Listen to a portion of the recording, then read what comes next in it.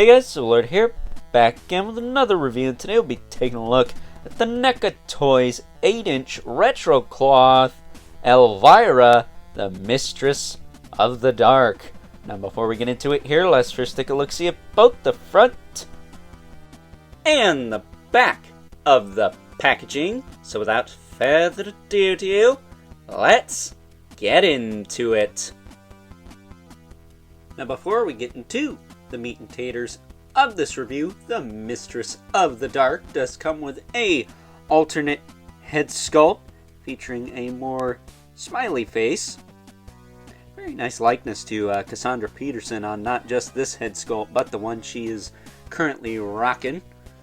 We also have this really freaking cool skull with a candle sticking out of it, and according to Mr. Brian, aka my dad, aka the old man, this used to be in the background of her set for Macabre Theater. So that's pretty cool. We also get this little candle here. At least I think that's what this is. That or it's just a smoldering chalice. Really nice detail on that. And last but certainly not least, we do get a little teeny tiny dagger. Knife, whatever you want to call it. I don't remember this, but I guess Cassandra Peterson needs to defend herself somehow, right? So taking a closer look at the Mistress of the Dark. She does come with this stand, but this thing is freaking huge. And if you were lucky enough to find her during Haulathon, you might have got one of these signed by Cassandra Peterson herself. My dad actually does have one of those. But I unfortunately don't have it handy for this video.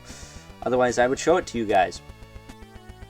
That said, it felt like one of her heels was warped. Maybe it is. I don't know. But it just feels like this one is a little wider than the other one. I think it is. Oh. Ain't that a pain in the butt?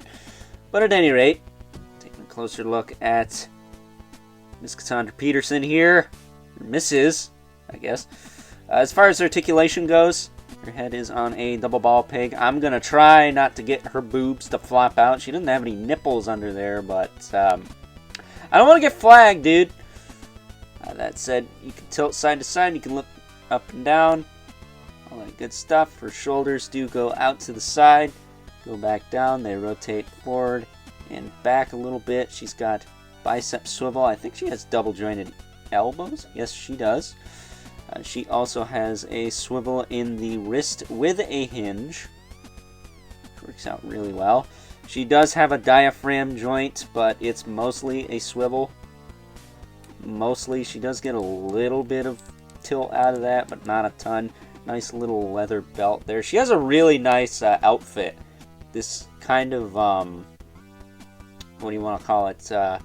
Silk dress she's got. Really nice. She can kick out, she can kick forward, back, she's got a thigh cut there, she's got, I think, just a single knee, and then she does have a hinge in the foot with a rocker, but because she's wearing heels, you don't get much of a rock out of that as you do just a straight swivel. Of course, she has peg holes at the bottom of her feet. For the stand, she will most likely need, let's not kid ourselves, she is wearing heels, and figures with heels always tend to be a pain in the butt to stand. So standing her up here, she looks cool, man. I dig this figure quite a bit. Again, I might have to fix that foot, unless that's supposed to be that way. Because it does feel like this heel is bent a little bit backwards, and that's not good. It's not broken, but or cracked or anything, but it definitely feels like it should be in more. Maybe this one should be out more. I have no idea. But at any rate, she's a really nice figure. Whether you agree with her socio-political opinions or not, I know Miss Cassandra Peterson is accused of being quote-unquote woke, but if you go around hating everyone who's woke, you're not going to enjoy anything ever, because let's face it, chances are someone you like watching while you're growing up as a kid is more than likely woke now. Let's not kid ourselves. Like, it's kind of a stupid argument at this point. You're not going to enjoy anything if you just hate on everything that's woke. I mean, I'm guilty of doing that, but I still like everyone who's in gargoyles, even if they are woke, you know? But at any rate, we're not talking about all that. We're talking about a cool-looking figure, and this is definitely a cool-looking figure. I'm very glad to be wrapping up the Halloween Spooktacular with the horror hostess with the mostest. I said horror, not the other word. Smart Alex. But I'm getting her to stand up here. I unfortunately do not have any of my Migos handy to compare to, but she is, you know, being a NECA 8-inch retro cloth figure, she is in scale with those. So, with that being said, we're only going to be comparing her to our two regulars, so without further ado, let's not drag this out any longer than it needs to be and see how she looks compared to those. And as promised, here is Elvira, the Mistress of the Dark, alongside our two regulars, the Mythic Legion's Brother Mandibulus, Limit Spawn, who is not towering over everyone today because, unlike Elvira, good old Al Simmons does not look good in high heels. I mean, let's not kid ourselves. Maybe She-Spawn does. I'll give her that, but Al Simmons, not so much. So, with that being said, let's now wrap things up. Some final thoughts.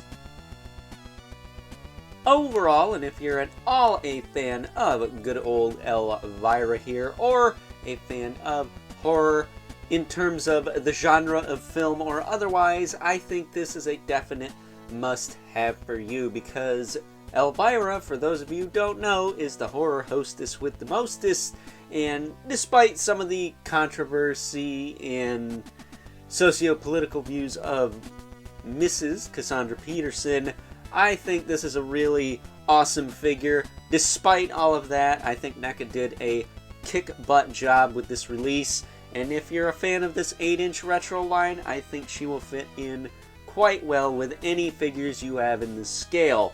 That said, as far as my collection is concerned, she's a little bit tall, but I guess if anyone's gonna look over a horror collection, it would be Elvira, the Mistress of the Dark, right? I look forward to putting her with my Svengoolie at any rate. So, with that being said, I hope you guys enjoyed this review. If you're so inclined, please don't forget to comment, like, subscribe, and hit the bell so you know whenever I upload more reviews like this one. And this review right here marks the official end to the Overlord Halloween Spooktacular, though I do have one more treat for you guys. Stay tuned for that. It will go up shortly after this video.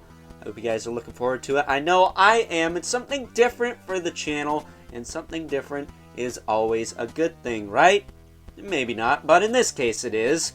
But with that being said, if you haven't already, please hit me up on Instagram at Overlord Productions. But as always, keep the comments civil, because the world sucks enough as it is, especially when you gotta prep your butthole for 4 Horsemen later.